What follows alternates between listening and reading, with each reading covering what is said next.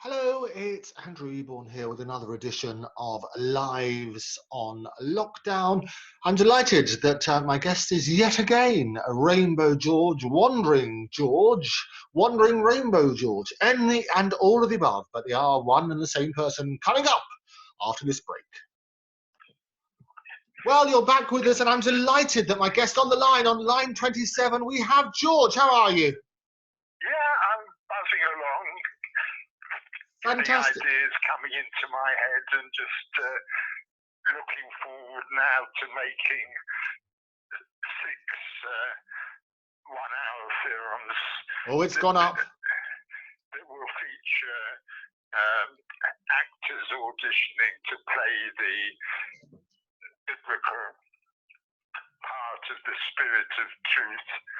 And it's exciting, and I originally had 4 parts for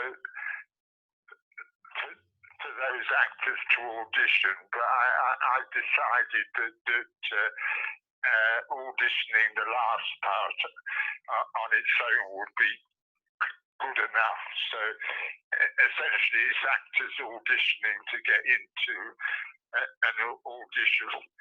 So I think it's nice, and I'm sure it's going to happen, and very happy that you're involved in kicking the whole thing. Well, glorious. As I say, well, we've had Jonathan Hansler already. What did you make of him? Yeah, well, the last bit he did well, and then that's why I'm thinking we could use that as the first one, if that could be up as an example of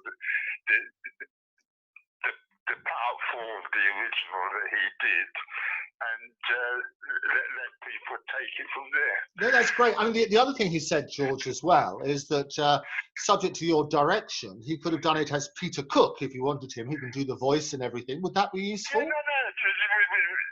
There's plenty of time. Okay. We're setting something in motion, and as I say, if he did the last bit, maybe we'll improve it a bit. We need to get it into a newspaper article that the actors are auditioning to play this part, and this is the part that they're auditioning to get into the auditions. And they can get in touch then, just as Jonathan did. I mean, he as you know, he's got quite a bit of history. Peter Cook was his idol, if you like, and on that sort of basis. And he did that. He did the theatre show that you came along to see as well. What did you make of that? Yeah, it was. It was interesting. It didn't make me laugh much, but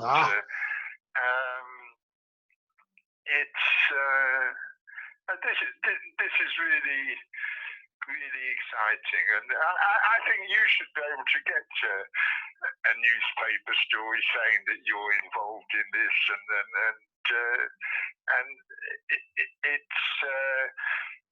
If we can get those words to appear in print somewhere of the last part of the audition, it would be great. Yeah, no, well, the words there are fantastic. So all good stuff. And I heard you.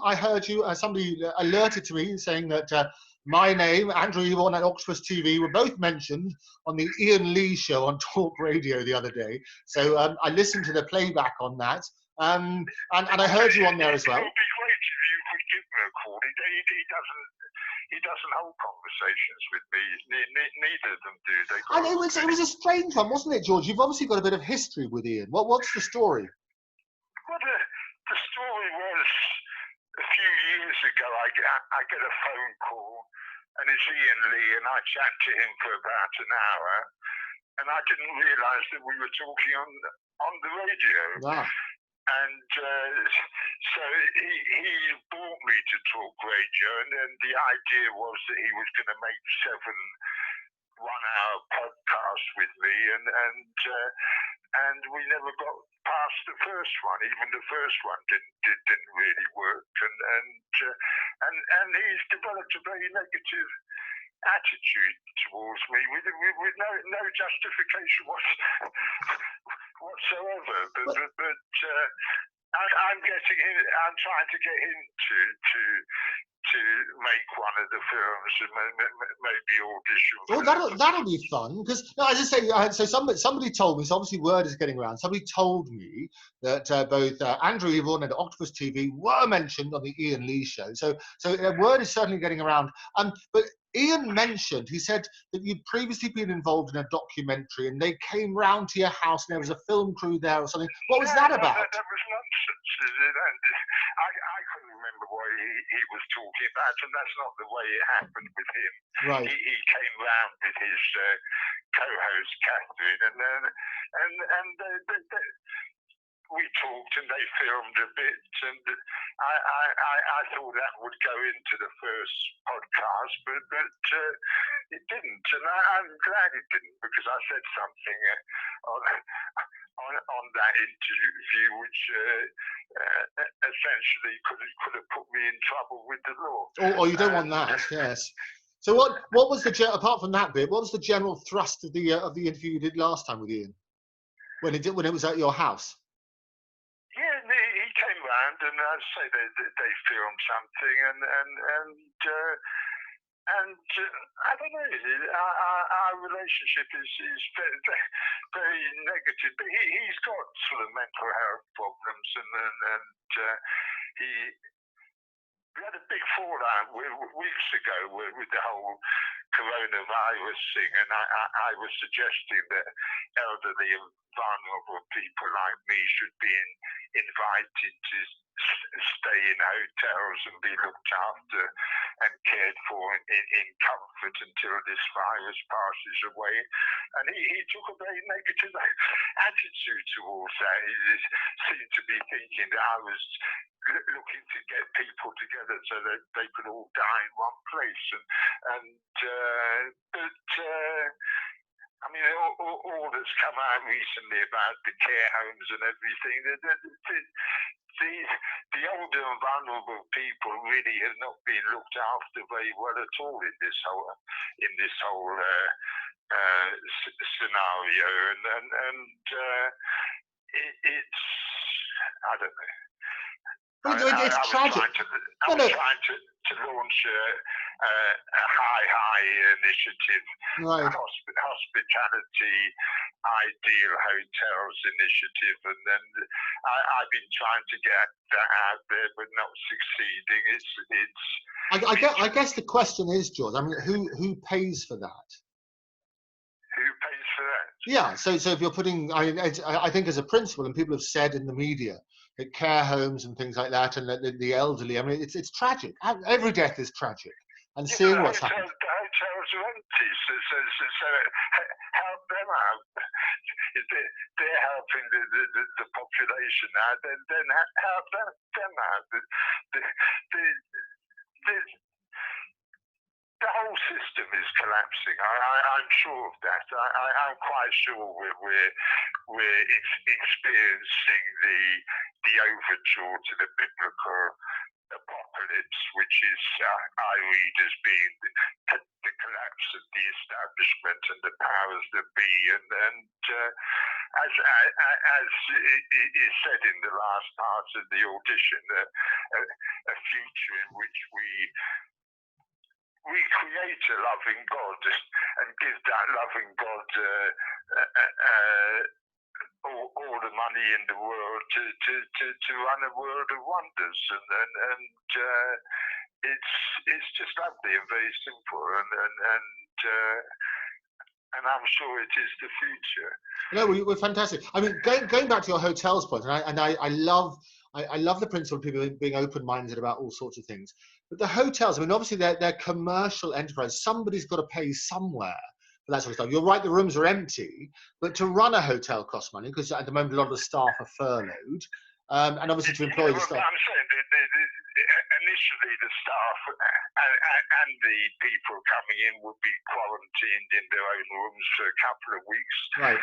to establish that nobody had the virus, and I just don't see it as complicated. And the rest of society could go back more or less to their normal insanity. Sure. Well, one of the problems, I mean, firstly, we've got to still answer the question about who pays for it. And secondly, as you found out on the cruise ships, when you held people back, what happened is that lots of people, they might just have a handful of cases, all of which are tragic, but then a lot of the people, or quite a few people on those vessels, got the virus as well, because they're all in a confined space. And that's the difficulty, isn't it?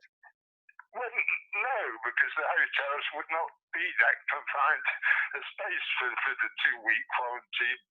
People would be in their own rooms, and that situation wouldn't occur. Okay. And so just then, the question then would be, who pays for it? Well, the government pays. Government pays for it. Okay. So that and that's okay. Well, that's one view, and I think so. Why would Iain take objection to that? He might have a different view, but he wouldn't shut you down, did he? Yeah, no, it got very. I don't know, just really wasn't listening to what I was saying,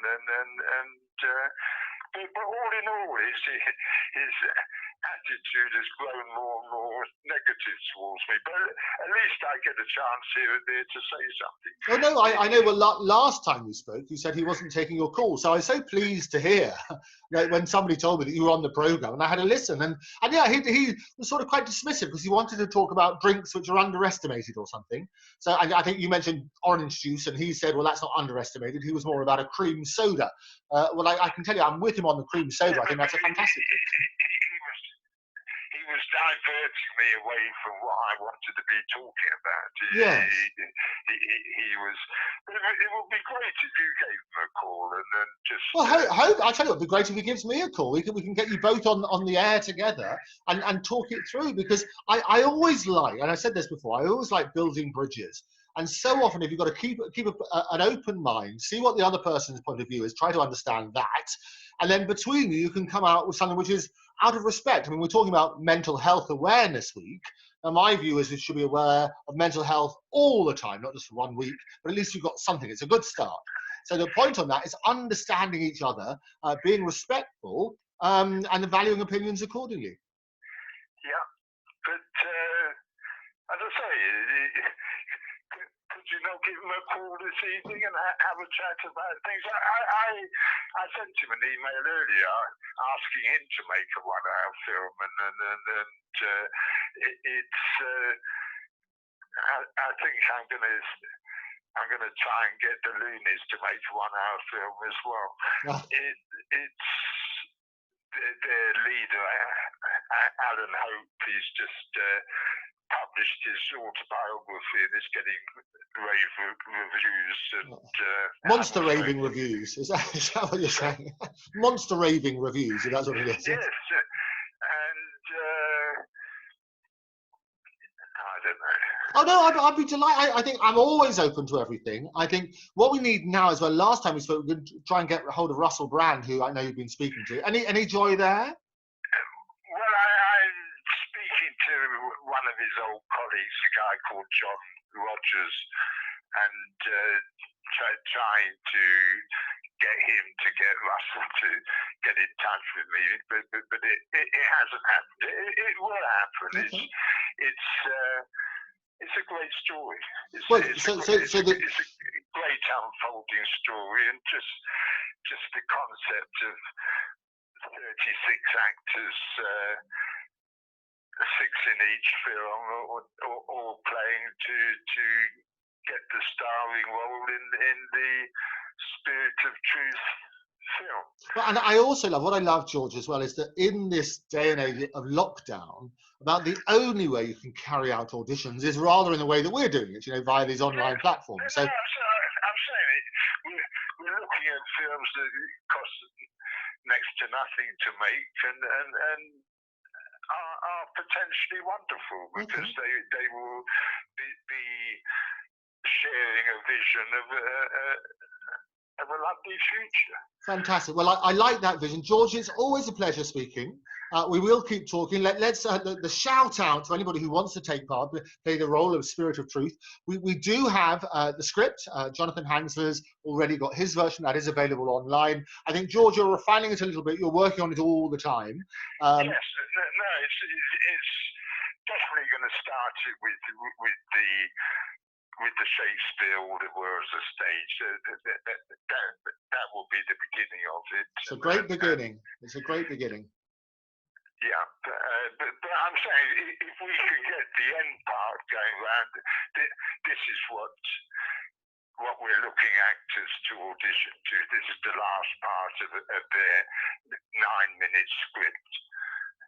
Very good. Well, we'll continue to put that out. Send me over the latest version if you like. I'll put that in the comment section below or in the description. And if you do, I wanted to change the limerick version at the end, and I gave you a version that wasn't a true version. Okay. I think, but there is. There is a better version. I'll send you the better version. Okay. Well, I'll put the better version in the description, George. That'd be helpful.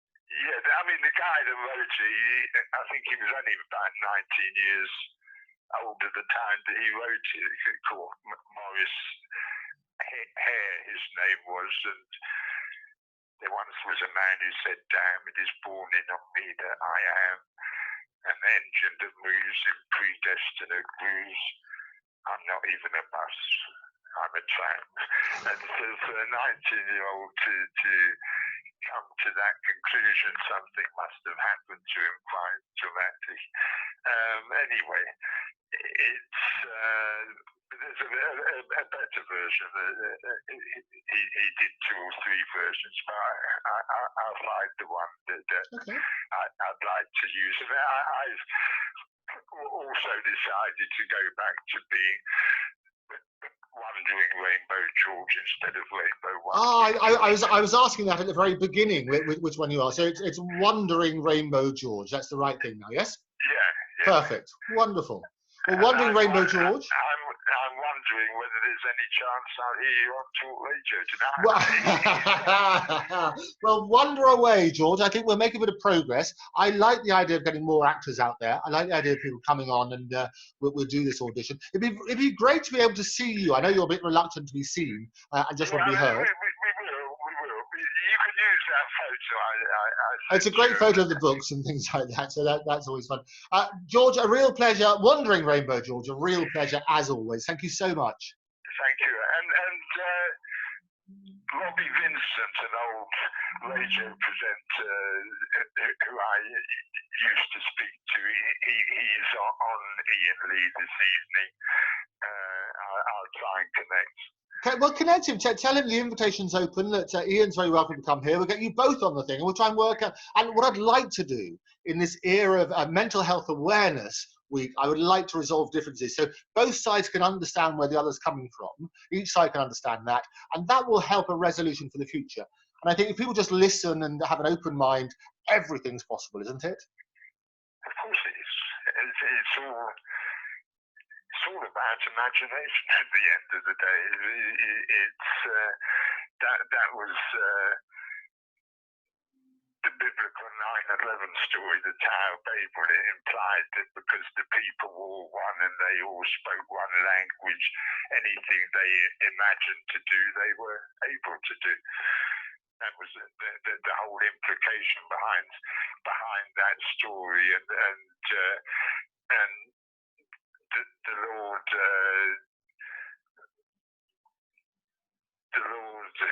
dividing us all and making us all speak different languages so that we could all communicate and imagine things together.